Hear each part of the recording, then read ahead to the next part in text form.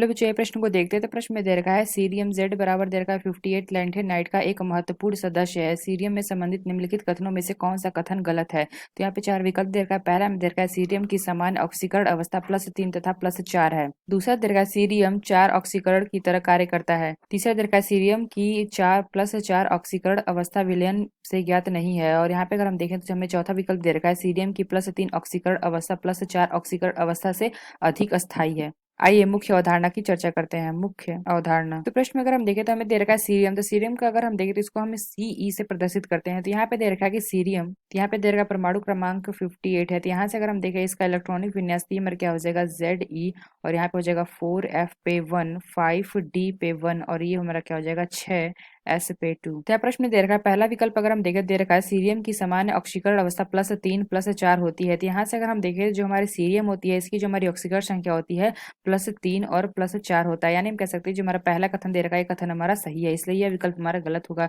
दूसरा अगर हम देखें दूसरा दे रखा है सीरियम 4 ऑक्सीकारक की तरह कार्य करता है। तो यहाँ से अगर हम देखें तो जो हमारा सीरियम होता है इसका अगर हम देखें जो हमारा +3 ऑक्सीकरण अवस्था होता है ये हमारा क्या होता है ज्यादा होता है +4 से।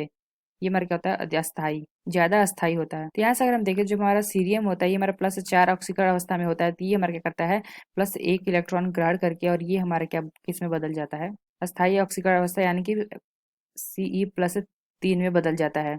यानी ये हमारा कैसे कार्य करता है ऑक्सीकारक का। चौथा अगर हम देखें यहाँ पे हम देखें जो हमारा बी है ये भी हमारा कथन सही है, इसलिए यह विकल्प हमारा गलत होगा। अगर हम देखें सी देगा सीरियम के +4 ऑक्सीकरण अवस्था विलयनों से ज्ञात नहीं है। तो यहाँ से अगर हम देखें तो दे रखा है जो हमारा सीरियम होता है इसमें अगर हम देखें तो +4 ऑक्सीकरण अवस्था ये हमारी क्या होती है विलयनों में ज्ञात नहीं है। ये हमारा क्या होता है विलयन में पाई जाती है। तो यहाँ पे हमने क्या देखा जो हमारी सीरियम की +4 ऑक्सीकरण अवस्था होती है विलयन में ज्ञात यानी कि विलयन में पाई जाती है। तो यहाँ पे क्या दे रखा है कि विलयन में ज्ञात नहीं है। तो इसलिए हम कह सकते हैं ये जो कथन दे रखा है कथन हमारा गलत है, इसलिए यह विकल्प हमारा सही होगा। क्योंकि प्रश्न में क्या दिखा था कि कथनों में से कौन सा कथन गलत है, तो जो हमारे कथन गलत होगा वह विकल्प हमारा सही होगा। हम कह सकते हैं जो हमारा सी विकल्प है यह विकल्प हमारा सही है। डी क्या दे रखा है सीरियम की +3 ऑक्सीकरण अवस्था +4 ऑक्सीकरण अवस्था से अधिक अस्थायी है। तो यहाँ से अगर हम देखें जो हमारा सीरियम होता है +3 ऑक्सीकरण अवस्था दर्शाता है। तो इसमें अगर हम देखें तो इसमें जो अगर हम देखें जो हमारा क्या होता है 4F1 होता है इलेक्ट्रॉनिक विन्यास। अगर हम देखें जो हमारा CE और +4 होता है इसमें अगर हम देखें तो इसमें हमारा क्या होता है इसमें हमारा क्या होता है XE होता है, और यहाँ से अगर हम देखें तो 4D10 होता है। यानी हम कह सकते हैं जो हमारा +3 ऑक्सीकरण अवस्था +4 ऑक्सीकरण से अधिक अस्थायी होती है। क्योंकि अगर हम देखें हमारा 4F है ये हमारा क्या होता है 4D